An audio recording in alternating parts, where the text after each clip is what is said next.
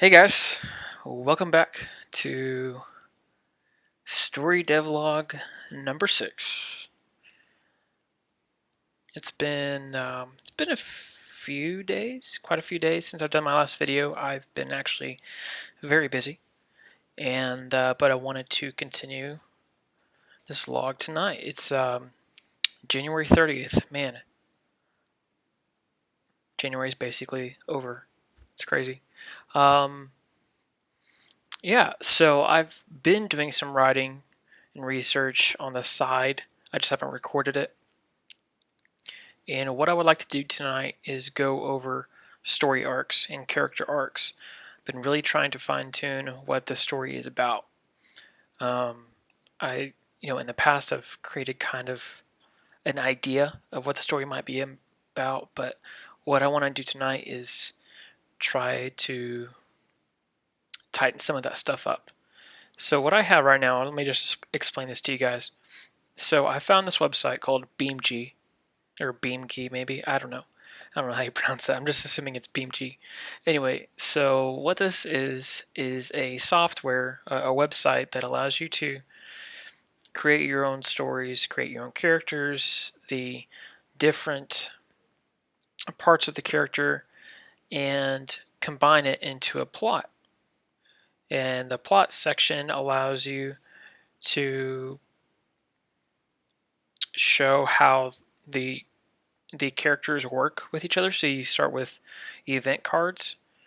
Um, so like if you did like story begins, I actually haven't done the plot portion yet, so I don't know what. Okay, so it's just not much more than that. Okay, so if you select these on the side, you can show maybe what characters, storylines, and description. Can I edit this? Maybe. What's that? Okay. I'm still trying to figure this out a little bit. What's this error? Not the arrow, this magnifying glass.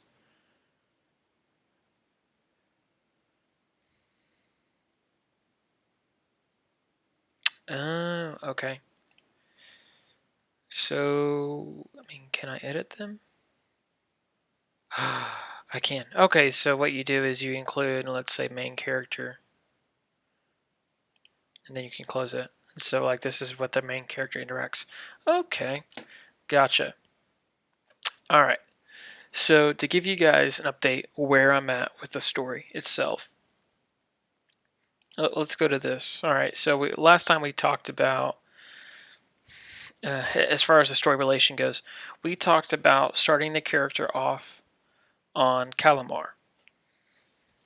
And we talked about Royan and being able to choose your character in Royan, possibly in a cantina. I'm still for that storyline. What I would like to do is change how your character meets the other characters within the story. I'd spoken about maybe Satil Shan comes into the cantina and chooses you out of a crowd. I've gone away from that. So I did some research, and it turns out on Rolyon, which is a city, it's an island city basically. It's a bunch of islands, and they're all connected by bridges. Rolyon has an arena battle duelist type thing. If you remember on Terrace, on the first Knights of the Old Republic, Terrace had a battle arena where you would fight other people and climb up the ranks until you fought Bendak Starkiller and end up killing him. So you could do that same kind of scenario starting off in Rolyon. So your character, you still choose your character in the cantina.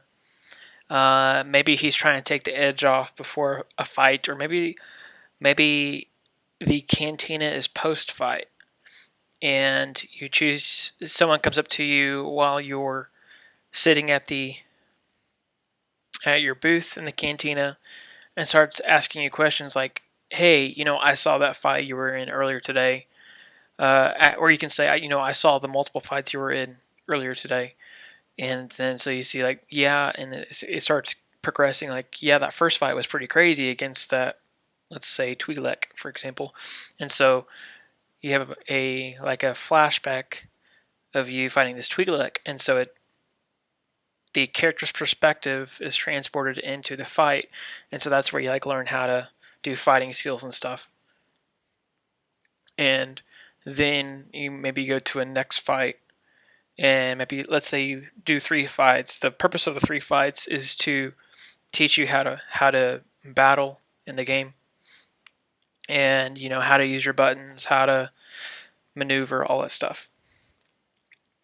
And so, but the third fight, let's say you face like a group of thugs, and your character is reliving this fight with this group of thugs. Sorry, there's something on my keyboard. I'm trying to figure out what it is. Your character fought this group of thugs in the fight. You end up beating them. And what happens is while you're in the cantina, you see the group of thugs walk in. And, they're like giving you dirty looks and all this stuff. And so you try to just ignore them. Or maybe we give you options to say like, yeah, you can either ignore them or you can like yell at them from across the cantina, like, oh, you guys suck, you guys need to go home, or something like that. But you can start off like that, and then the story transitions to you end up walking out of the cantina and you get jumped by these thugs. Okay, so now you're put into a place like, okay, I have to fight these guys for real. I think they actually want to kill me rather than just a duel in an arena. And so what happens is you get put in a position, maybe you get pinned down, or it's a dire, anxious position, and you somehow pull on the force and use force powers. Okay, so let's say for example you like force push them away or something like that, and they like get freaked out and run off. Okay, so you end up going home and you go to sleep. Well, context before I tell you this next part. If you've played the Star Wars Jedi Fallen Order video game, excuse me 1 second, I need to close my door.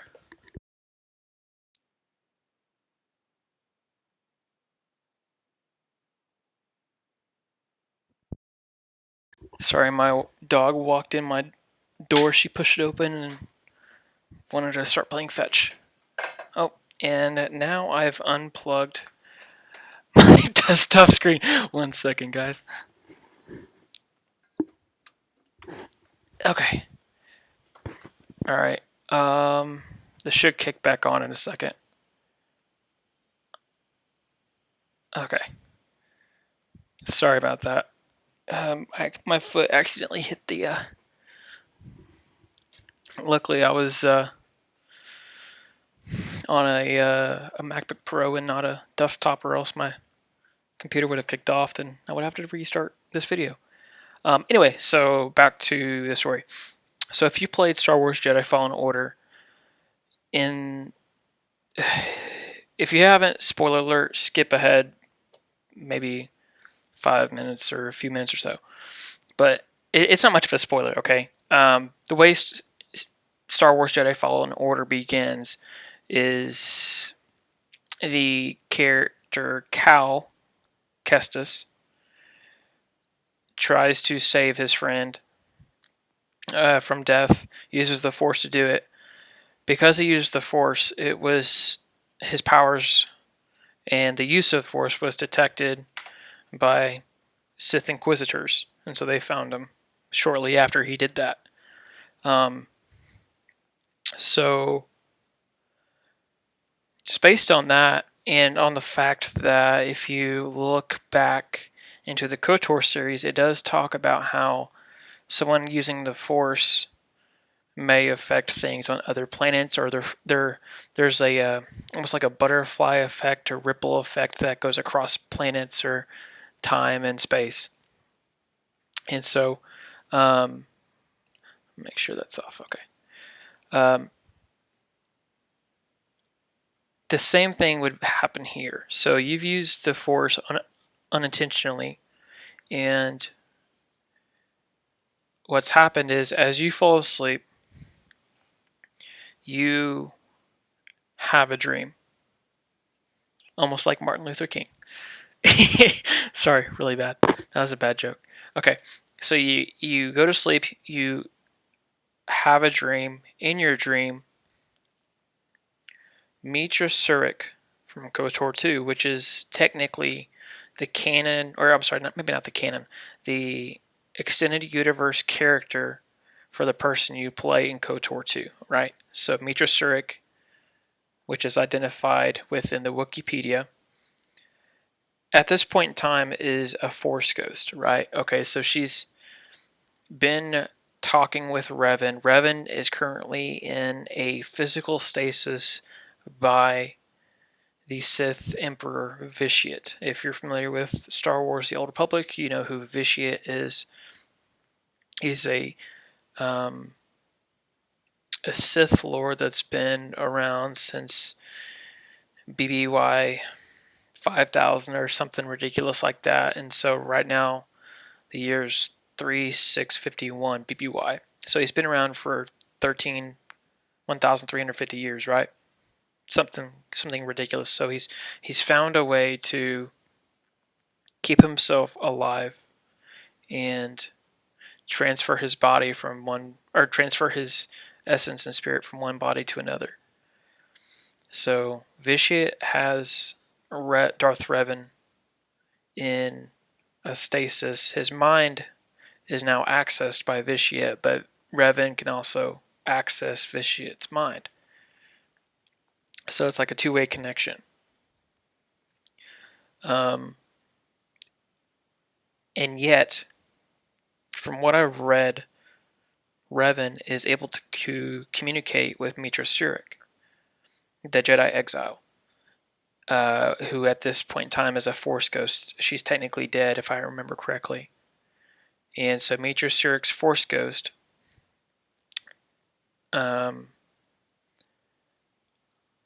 is talking with Revan, and Revan feels this Force pull on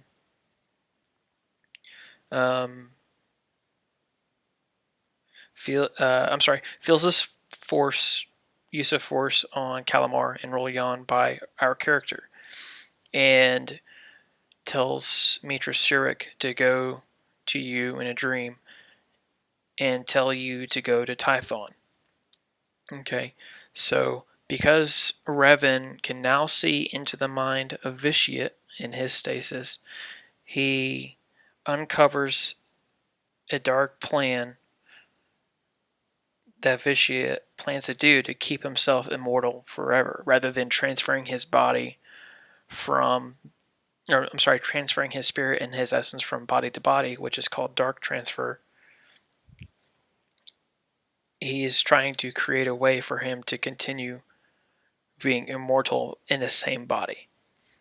That from what I've read, the Sith's fear is actually death. That's why they seek out all this knowledge to try to stay alive, or they're afraid of dying, essentially.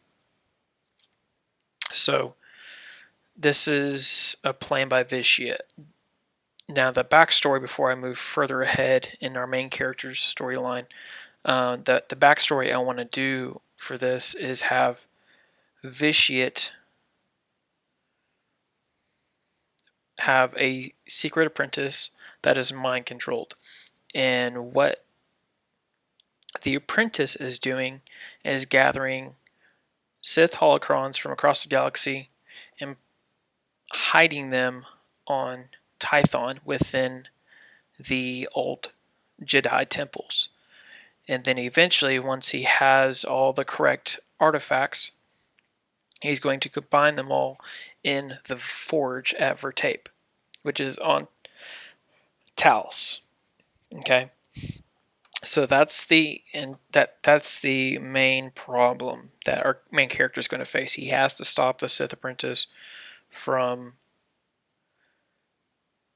gathering all of these um, Sith artifacts and stuff together, and they'll all have different characteristics. So like one would be you know um, additional strength or speed or greater force awareness.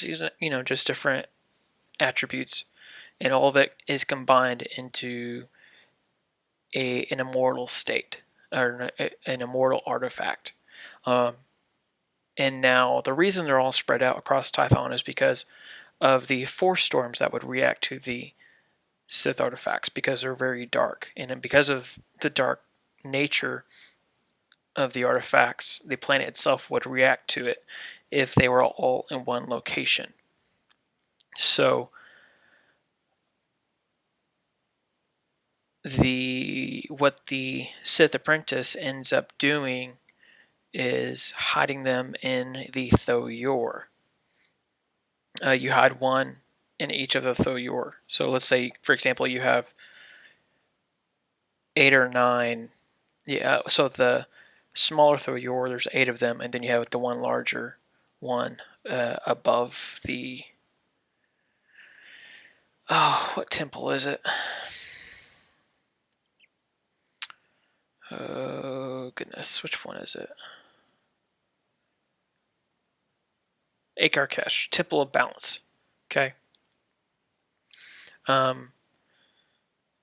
So the reason for hiding them in the Thoyor is maybe that the Thoyor helps conceal the dark nature of it, so the force imbalance isn't as great as if it was maybe out in the open. Maybe the Thoyor structure itself helps partly conceal that there is in fact something dark there.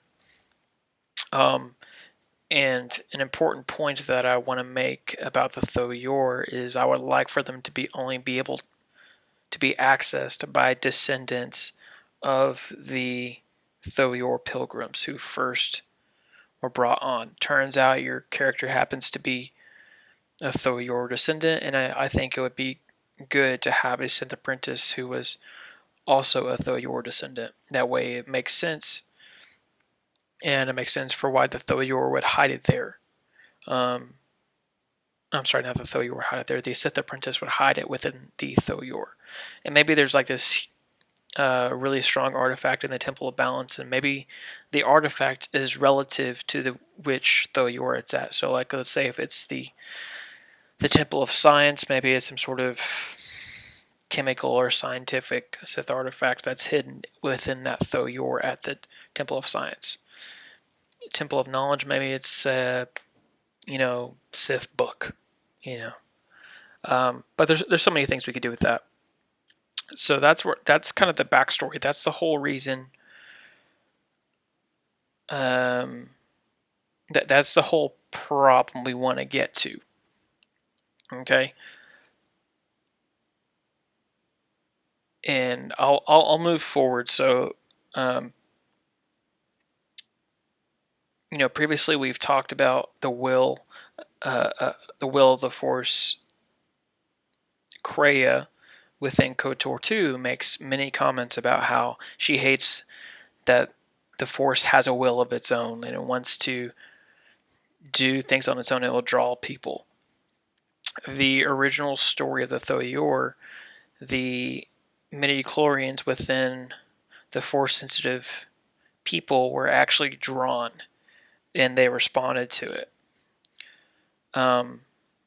Yeah, I mean, you could even say because of the midichlorians within those Force sensitive, you could say it was definitely something within the Force that was drawing them. Maybe it was some crazy, ridiculously strong Force user that was influencing them. And maybe we would create a storyline around that. Maybe, we have a whole quest line dedicated to understanding the will of the Force. So when you do that, or when you talk about that kind of storyline, and you move forward into this, The Force recognizes that the Sith apprentice is creating an imbalance in the Force on Tython. And so, because of the will of Force is to always create balance, right? Maybe that is why the hyperlane is revealed to Satil Shan to help bring balance to Tython. That could be really interesting. Maybe that's why she saw in the Force a hyperlane, a stable hyperlane. And so I think that's how I want that to connect to Satil. Now, when it comes to our character has a dream. Mitra Surik tells us to go to Tython.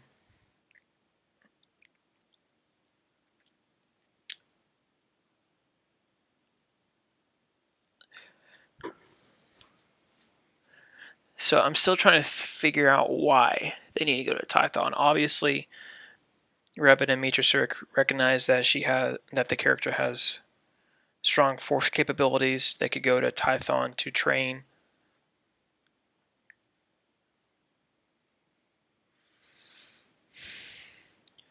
One part of the main character storyline I want to develop is a storyline with a family member, maybe a brother or a sister or a father who traveled back and forth to Tython frequently for work, for example, and ends up not coming home one day.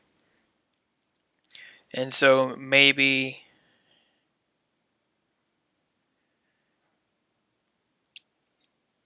in your dream you have a dream about your family member, and Major Surik comes to you in your dream and says, "Yes, I see your family member,"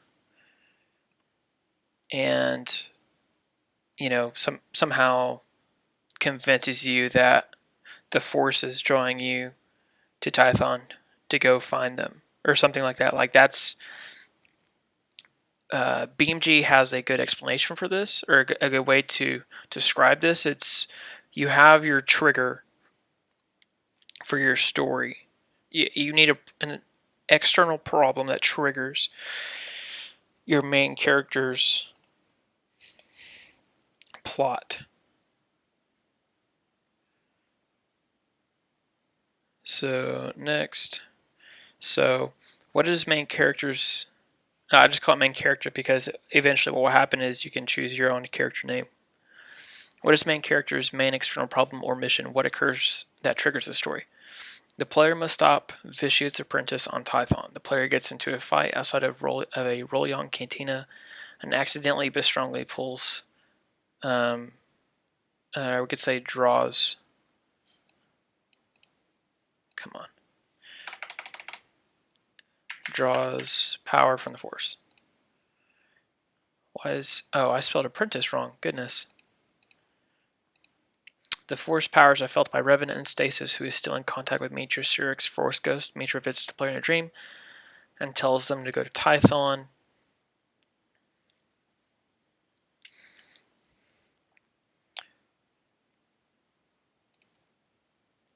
Or let's say, dang it, I'm trying to click and drag.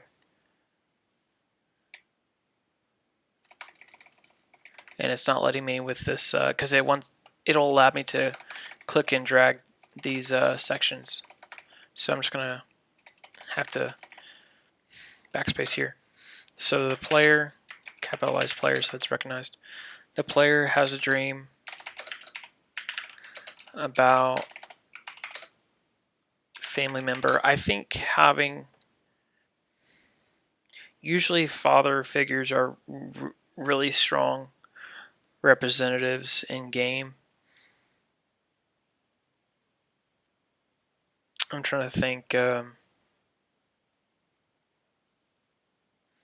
about what other video games draw. Like for some reason, I thought of like Fallout 4, where you end up finding your kid after like 50 or 60 years or something like that, you know. But it's like, you know, this whole time you're looking for a baby, you recognize that it's like this old dude's like actually your kid. So for now, we'll just put family member has a dream about family member on Tython.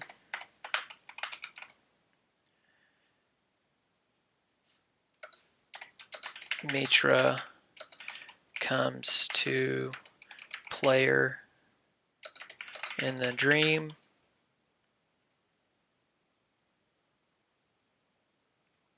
We'll put a family member.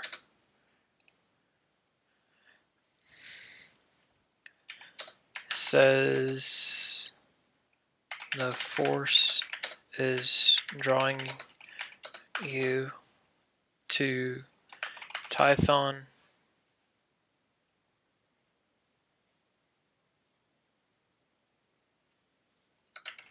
And drawing you to Tython to find your family member or something like that. So that's what triggers the story. So without realizing, I think in the dream she doesn't tell you who she is. I think that'd be fine. So I think right then that's what triggers it. So like the next day, your character would wake up. Maybe you don't have enough money, so you have to like do work so you can leave. Maybe like those thugs like stole your money, so the next day you have to wake up, do some quests or jobs for like local residents in order to go to the spaceport and catch a ride to Tython. Because even though the Tython system didn't have a stable hyperlane, interplanetary travel should still be fine. I mean, you should still be able to travel from Calamar to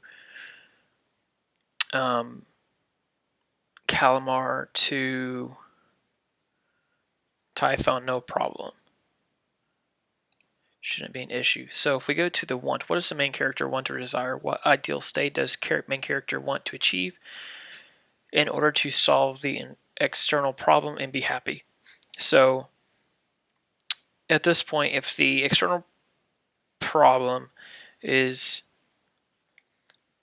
saving family member, saving your father, or bringing your father home,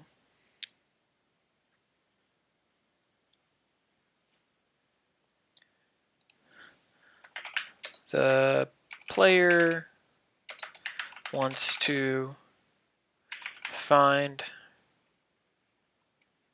their fucking type family member and bring them home. What ideal state does main character want to achieve in order to the player has to travel to Tython to bring them home.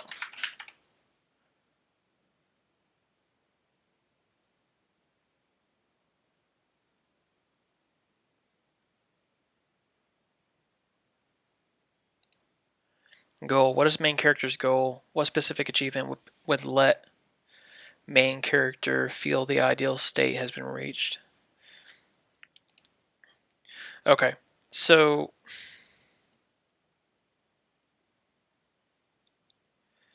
going back to the external problem, I think it'd also be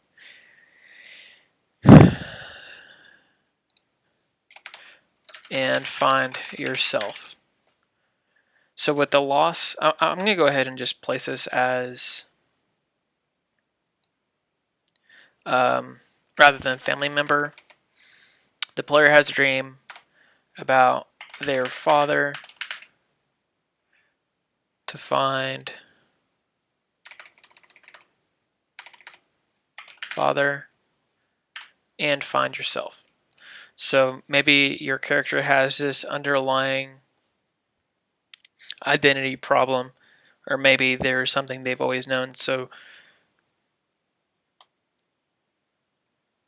in Star Wars Episode 1, Qui-Gon talks to Anakin about how, things,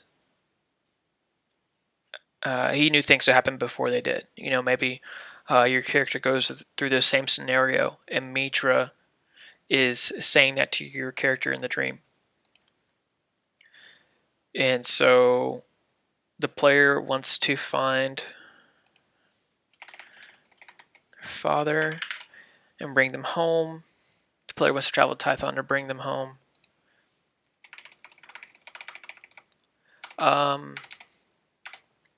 Travel to Tython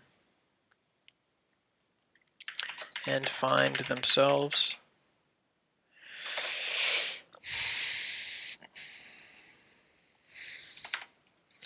Before going home.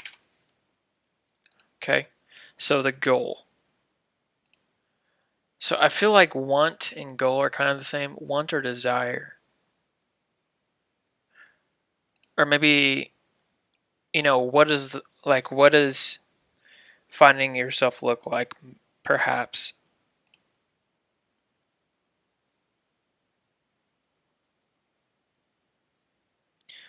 What specific achievement would let main character feel the ideal state has been reached? Saving your father and becoming a Force user.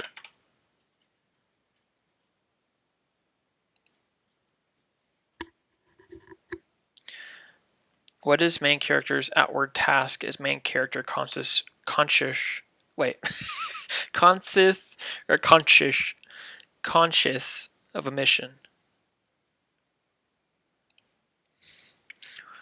So in order to become a strong Force user, the player must become a Force user by going on the great journey, traveling to all Jedi temples.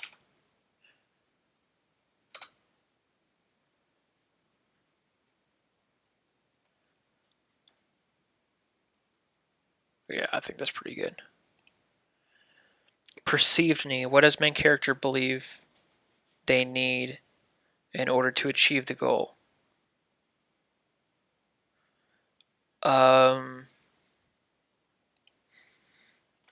Training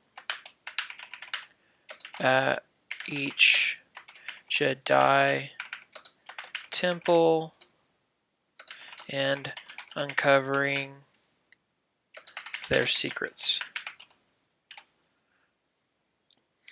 Okay, so this is the main character's inward drive. Now, the storyline with the Sith Apprentice would be, well, that's a part of the main story. It's not an initial draw on the story at first. I personally think that you don't need to know of that storyline until you get to a certain point within the game. So what I would like to see happen is the character has this dream. You have to find a way to Tython. You eventually get to Tython. I think it would be best to have your character land on Masara. Maybe at just a very small fishing or a very small village, and you eventually come in contact with Satele Shan, and maybe some time in between your dream and meeting Satele Shan, Mitra visits you another time or two, and she actually tells you who she is, why she's come to you, and that is the starting point of why Satele Shan would be interested in talking to you as an individual. So you show up to Masara. You end up coming across Satil Shan's ship, which has been damaged upon entering the atmosphere via a. It's been damaged by a force storm, and so badly damaged they have to emergency land. They can't take off again until they fix their ship.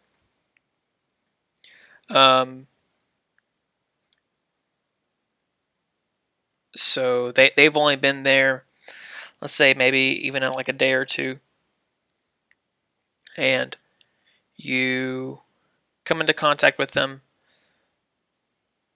You tell them what you're searching for, and you somehow join the quest of learning about who Satil Shan is. And maybe that's like, maybe you don't initially like join the party at first. It's more gradual. Like you come into contact with them. Kind of like how on Star Wars KOTOR, the first one, how you know of Bastila Shan, but she isn't in your party. As soon as the game begins, you actually start off with Karth.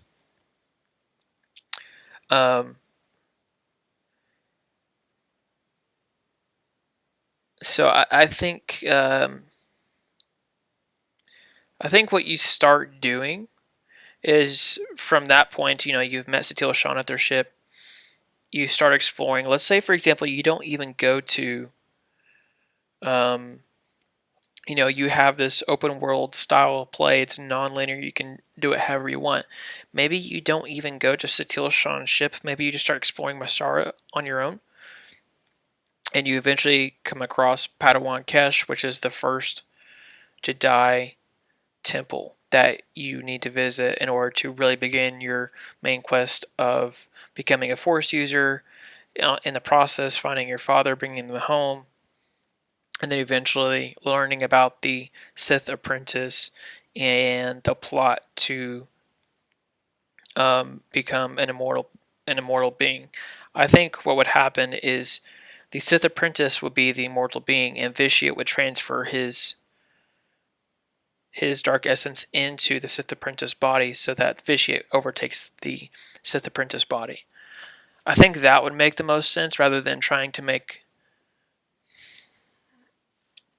Valkorion. Is that the name of the actual body he's inhabiting within that time frame? I can't remember. It's like Valkorion, and like the actual male, the human body that like resembles his children somewhat. Anyway, so we can still, play with that idea. What does main character believe? Training at each Jedi temple. I think you also wait to get it like a lightsaber. I think you have to make your, you don't want to give your character a lightsaber just yet. Just like Star Wars, even KOTOR 1 and 2, it took you a while to get a lightsaber. It was like on KOTOR 1, the first time you could use a lightsaber was when Bastila had hers, or when you finally got one on Dantooine, and then on KOTOR 2, you got your lightsaber. Like if you went straight to Duxon, you could build it there, and that was like your character's first lightsaber. Because you didn't have it on the mining station, you didn't have it on the Harbinger, or on the space station above Telos. You didn't have it at Telos. And then you could go from Telos and start traveling to the other Jedi Masters. And if you went to Duxon, and you had to go, I think, if I remember correctly, you had to go to Duxon first before you could go to, what is the name of that planet? I can't remember the name. It starts Onderon. That's what it is. So Duxon is a planet to Onderon. On Duxon, there's all those Mandalorians, and eventually on Duxon you find the final piece to your lightsaber. I think that would kind of be the same thing is like eventually you have enough training within the Force that they teach you how to build a lightsaber, and you can't give, if you were to have like another person in your party that has a lightsaber, you can't give that lightsaber to you because you're not trained in how to use one yet. I think that would make the most sense. So if I mean, it's kind of like just like the other games, like you couldn't give a lightsaber to Karth until he was a Jedi. So it would be the same thing here. In order to achieve this goal, yeah, that's it. Action. With what central action does main character hope to achieve? Which event or scene conveys main character's true nature? That's actually a tough one because we're going to give you the power of choice.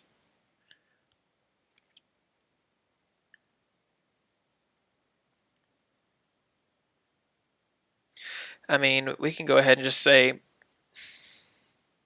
hope to achieve training. We'll go with that. Very short answer.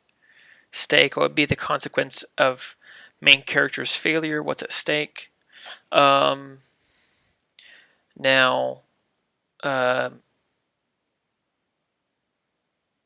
there, or the player's father dies, and the Sith apprentice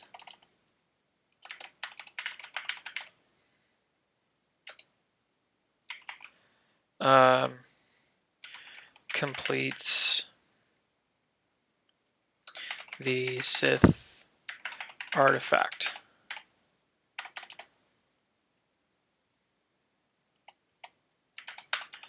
Now, in addition to completing this artifact, I think it's definitely an option to have them finally complete it and actually use it.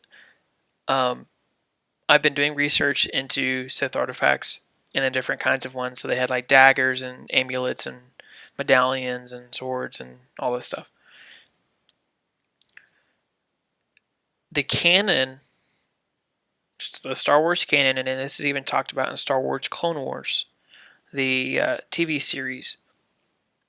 There's an artifact called the Dagger of Mortis, which, if you're familiar with Mortis, it's kind of like a spiritual realm or spiritual field plane where three individuals live: the father, son, and the daughter. So the father basically represents the balance, trying to balance, and the daughter and the son represent the light side of the Force and the dark side of the Force. So the daughter would be the light side and the son would be the dark side. And so the father is the one who has to balance that out. Within this Mortis plane, or this Mortis realm, there is a very strong weapon called the Bornis Dagger or the Dagger of Mortis, whichever you prefer. And within the storyline of Star Wars Clone Wars, Anakin, Obi-Wan, and Ahsoka are transported to it, and by the end of the story,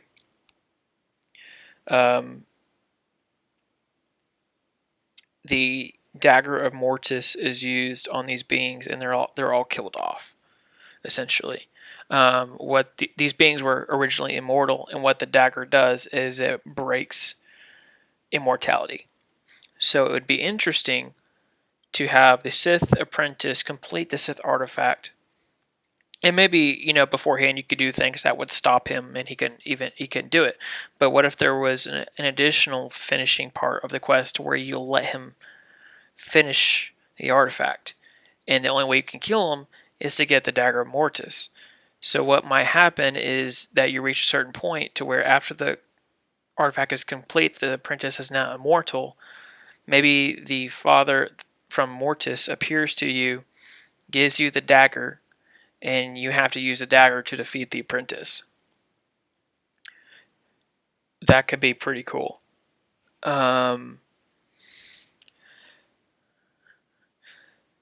So that's what could be at stake.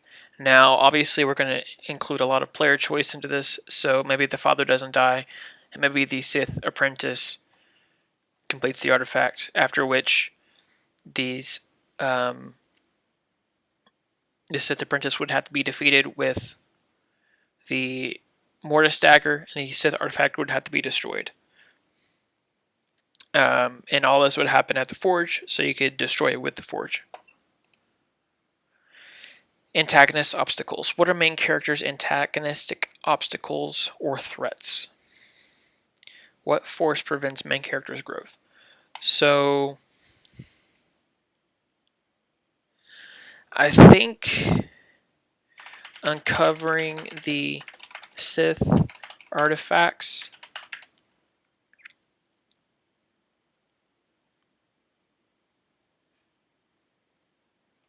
Yeah, so I think the main issue would be if you're going to try to stop the Sith apprentice, you have to take the Sith artifacts to the forge in order to actually destroy them. Like, that's the only way they would be destroyed. Kind of like the ring in Lord of the Rings. It can only be destroyed in Mordor, right? So like that would kind of make sense if you took that same approach. So the obstacles is that when you uncover the Sith artifacts, maybe you gain additional attributes, but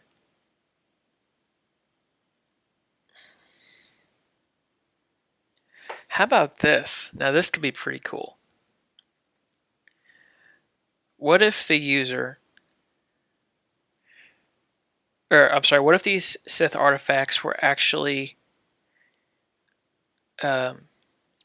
items of clothing? So if you remember in KOTOR and KOTOR 2, there were different items you could pick up that were maybe like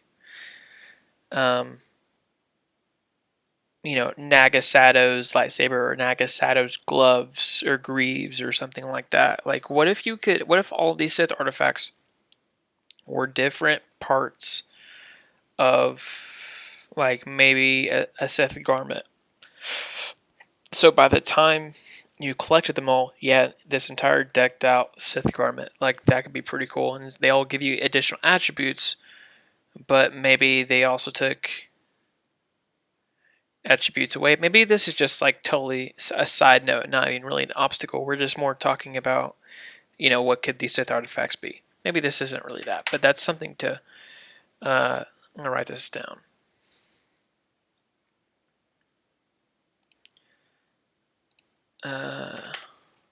Sith.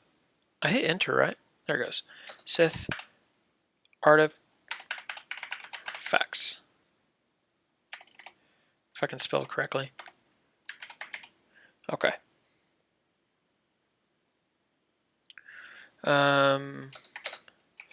Possible parts of clothing items. I don't know why my computer is being slow. I do apologize for that if the FPS is dropping when I'm typing. So we can go back to this.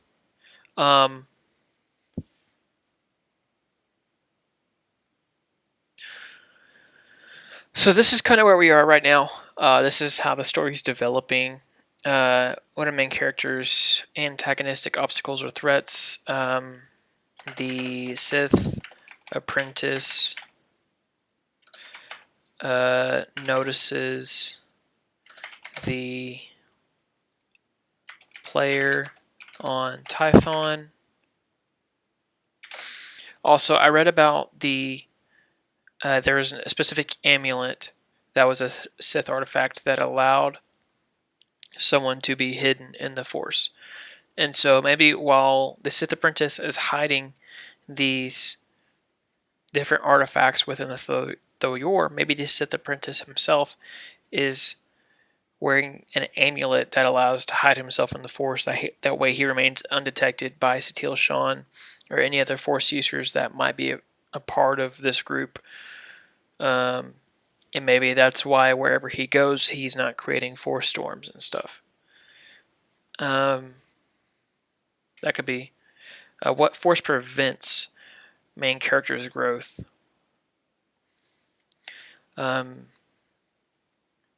Makes attempts on the player's life.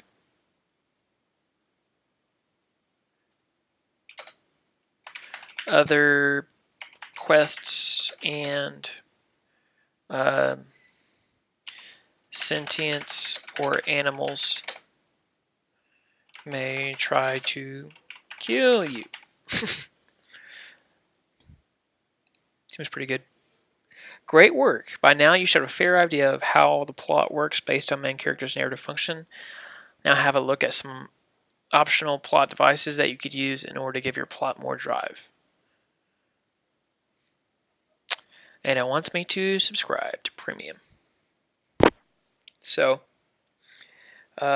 basically what we need to do is just give our characters a story, a character arc for each character, and then combine them all into the main story arc. What is the external problems of Satil? What is the external problems of the Sith apprentice?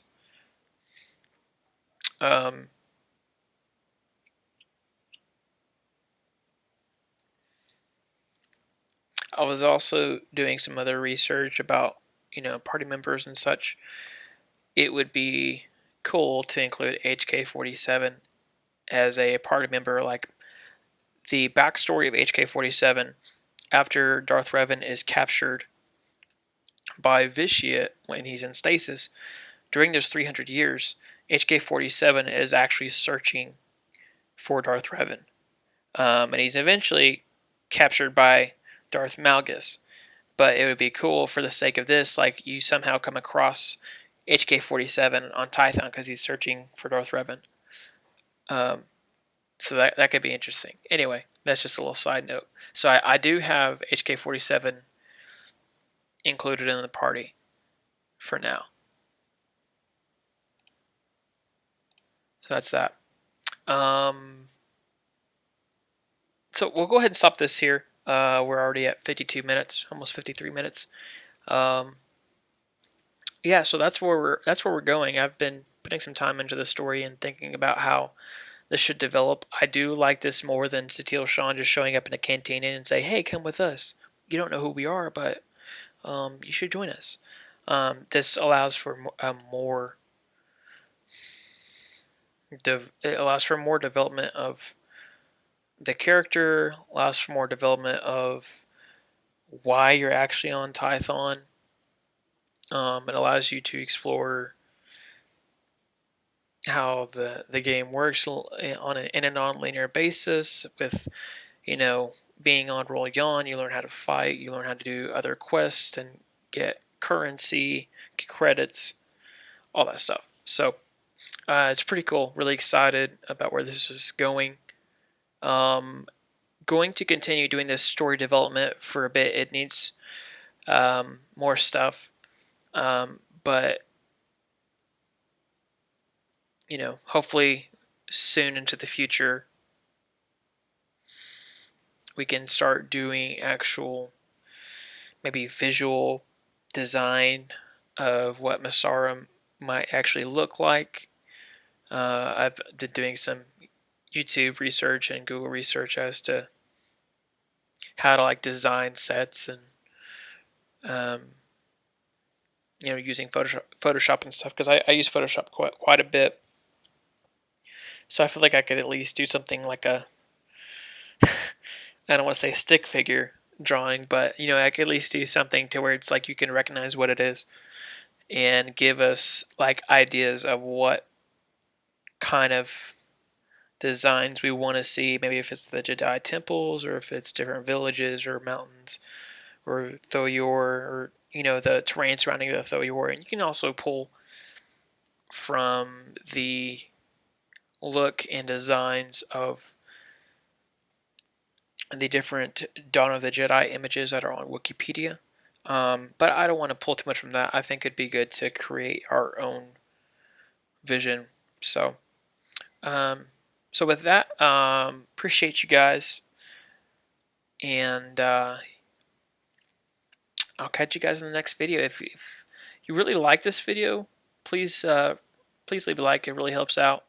And if you're not subscribed, please consider subscribing. We've still got a lot to do. But the main storyline's coming together. I think about this every day when I'm in the car, and when I lay down. It's funny when I actually like lay down at night. I'm like, okay, how could I work on this story better? What makes this come together better? So I think having Mitra a part of the storyline would be pretty cool. Kind of how in Lord of the Rings, Shadow of Mordor and Shadow of War, you have the elven. He's like an elven forger. I forgot his name. I haven't played Shadow of Mordor in a while, but you have like the elven ghost like talk to you all the time, and like he's like integral to the storyline. So it'd be interesting to have that kind of same approach with Mitra, to where you're talking to her a lot, and she tells you things that Revan says, and then maybe one time Revan's voice like actually talks to you with Mitra listening in. That could be pretty cool. So that's where we're at. Got a lot to do, but one thing at a time. Anyway, you guys have a great day, and we'll see you all later.